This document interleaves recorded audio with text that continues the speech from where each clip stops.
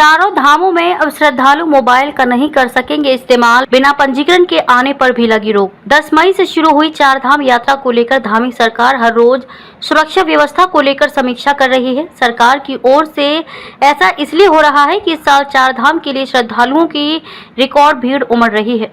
गुरुवार को राज्य की मुख्य सचिव राधा रतूड़ी की ओर से नए आदेश जारी किए गए हैं, जिसमें चारों धाम केदारनाथ, बद्रीनाथ, यमुनोत्री और गंगोत्री में मोबाइल फोन पर बैन लगा दिया गया है। श्रद्धालु परिसर के 200 मीटर के दायरे में मोबाइल फोन का इस्तेमाल नहीं कर सकेंगे। उन्होंने बताया कि चारधाम यात्रा में इस वर्ष पिछले वर्ष से दोगुनी संख्या में श्रद्धालु पहुंच रहे हैं। श्रद्धालु उत्तराखंड पर्यटन की वेबसाइट पर पंजीकरण के बाद ही आए, इससे व्यवस्थाओं में मदद मिलेगी। उत्तराखंड की मुख्य सचिव राधा रतूड़ी ने चारधाम यात्रा को लेकर कहा कि बहुत ज्यादा संख्या में श्रद्धालु चारधाम यात्रा के लिए आ रहे हैं।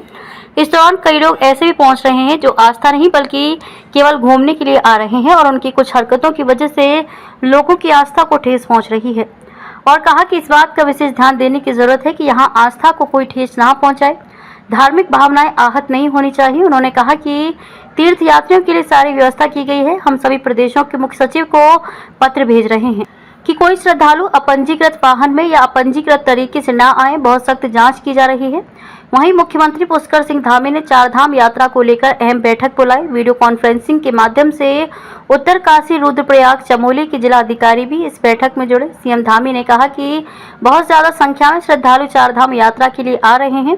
इस दौरान कई लोग ऐसे भी पहुंच रहे हैं जो आस्था नहीं बल्कि केवल घूमने के लिए आ रहे हैं और उनकी कुछ हरकतों की वजह से लोगों की आस्था को ठेस पहुंच रही है। और कहा कि इस बात का विशेष ध्यान देने की जरूरत है कि यहाँ आस्था को कोई ठेस ना पहुंचाए, धार्मिक भावनाएं आहत नहीं होनी चाहिए। वहीं दूसरी ओर भारी भीड़ को देखते हुए शुक्रवार को भी चारधाम यात्रा के लिए पंजीकरण नहीं होंगे। ऋषिकेश से गंगोत्री तथा यमुनोत्री धाम जाने वाले श्रद्धालुओं को ऋषिकेश से आगे जाने की अनुमति नहीं दी जा रही है। सिर्फ बद्रीनाथ और केदारनाथ धाम के पंजीकरण वाले तीर्थ यात्रियों को ही यहां से जाने की अनुमति है। उत्तराखंड में चारधाम यात्रा इस समय पूरे चरम पे चल रही है। 10 मई को केदारनाथ, गंगोत्री, यमुनोत्री के कपाट खुल गए थे और 12 मई को बद्रीनाथ जी के कपाट भी खुल चुके हैं और बहुत ज़्यादा संख्या में यात्री श्रद्धालु पूरे देश से यहाँ आ रहे हैं। पिछले वर्ष की तुलना में दुगने श्रद्धालु इस वर्ष पहुंचे हैं और इसके लिए व्यवस्था बनाई गई है जिससे सभी श्रद्धालु सुरक्षित रहें और उनकी यात्रा सुगम रहे। व्यवस्था के अंतर्गत पर्यटन विभाग की वेबसाइट पे रजिस्ट्रेशन करने के बाद ही श्रद्धालुओं को उत्तराखंड में आना है। इसलिए ये बहुत आवश्यक है कि कोई भी श्रद्धालु बिना रजिस्ट्रेशन के यात्रा पे ना आए। ये उनके लिए भी अच्छा होगा और व्यवस्था बनाने में भी मददगार होगा। हम लोग इसी के तहत सभी प्रदेशों के मुख्य सचिवों को पत्र भेज रहे हैं कि अपने प्रदेश में इस बात का प्रचार कर दें कि कोई भी श्रद्धालु अनरजिस्टर्ड वाहन में या अनरजिस्टर्ड तरीके से उत्तराखंड की यात्रा पे ना आए। चेक पोस्ट पे अब बहुत सख्त चेकिंग की जाएगी। जो भी यात्री बिना रजिस्ट्रेशन के आएंगे उनको यात्रा पे आगे नहीं जाने दिया जाएगा, क्योंकि अव्यवस्था को रोकना है और व्यवस्थित और सुगम सुरक्षित यात्रा चलानी है।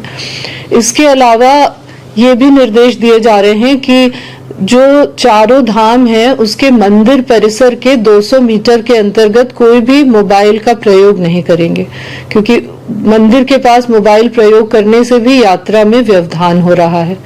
ये भी निर्देश बहुत सख्ती से इनका पालन किया जाएगा। सभी पुलिस अधिकारियों को, सभी जिलाधिकारियों को ये निर्देश दे दिए गए हैं कि सख्ती से यात्रा को सुरक्षित तरीके से चलाएं और जितने भी यात्रा के पड़ाव हैं वहां पे सुनिश्चित किया जाएगा कि यात्रियों को पेयजल की, शौचालय की, भोजन इत्यादि की अच्छी व्यवस्था मिले, जिससे कोई भी यात्री परेशान ना हो। मॉनिटरिंग सारे जिलाधिकारियों के माध्यम से की जा रही है। एसडीएम्स लगे हुए हैं। जितने भी पड़ाव हैं जहां पे यात्रियों को रोका जाएगा वहां पे एसडीएम, टूरिज्म के अधिकारी, परिवहन विभाग के अधिकारी, पुलिस अधिकारी सब लोग लगे हुए हैं। जॉइंट रूप से चेकिंग होगी और जो ट्रिप कार्ड बनता है वो परिवहन विभाग भी सही तरीके से बनाए जाएंगे। अगर कोई भी परिवहन विभाग का अधिकारी गलत ट्रिप कार्ड बनाते हुए पकड़ा गया तो उनके विरुद्ध भी कार्रवाई की जाएगी। कहीं भी कोई भगदड़ अभी तक नहीं मची है।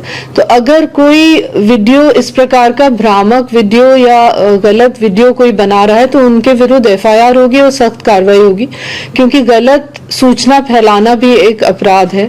अभी तक कहीं भगदड़ नहीं मची है, यद्यपि भीड़ बहुत ज्यादा है क्योंकि ज्यादा श्रद्धालु आ रहे हैं, लेकिन उनको व्यवस्थित तरीके से दर्शन कराया जा रहा है। दर्शन करके वो लोग निकल जाएंगे। इस तरह से यात्रा सुचारू रूप से चलती रहेगी, लेकिन गलत सूचना देने के लिए हम लोग बहुत सख्त कार्रवाई करेंगे। जो लोग रील बना के गलत मैसेज दे रहे हैं उनके विरुद्ध भी कार्रवाई की जाएगी, क्योंकि ये भी एक जुर्म है और इसमें भी हम लोग एफआईआर करेंगे। क्योंकि अगर आप यात्रा के लिए जा रहे हैं तो आप श्रद्धा और आस्था से एक मंदिर में जा रहे हैं, वहां पे जाके रील बनाना तो बहुत ही गलत बात है। और इससे ये भी दिखाता है कि आप आस्था से नहीं जा रहे हैं, आप ऐसे ही घूमने के लिए जा रहे हैं। तो जो लोग आस्था से आ रहे हैं उन श्रद्धालुओं को आप कठिनाई पहुंचा रहे हैं। तो किसी की भी आस्था को ठेस ना पहुंचे। जो लोग पूरी श्रद्धा भाव से मंदिर में पूजा करने जा रहे हैं उनको डिस्टर्ब ना करें। तो इस तरह से जो लोग रील बना के पूरी व्यवस्था को डिस्टर्ब कर रहे हैं और गलत सूचना दे रहे हैं उनके विरुद्ध भी बहुत कड़ी कार्रवाई की जाएगी। देखिए, जो भी श्रद्धालु यात्रा पे आ रहे हैं वो देश के अलग अलग कोनों से आ रहे हैं और एकदम से वो बहुत ऊंचाई की स्थान पे पहुंच जाते हैं। जैसे विशेष रूप से यमुनोत्री है या केदारनाथ जी है, बहुत ज्यादा हाइट पे ये मंदिर हैं।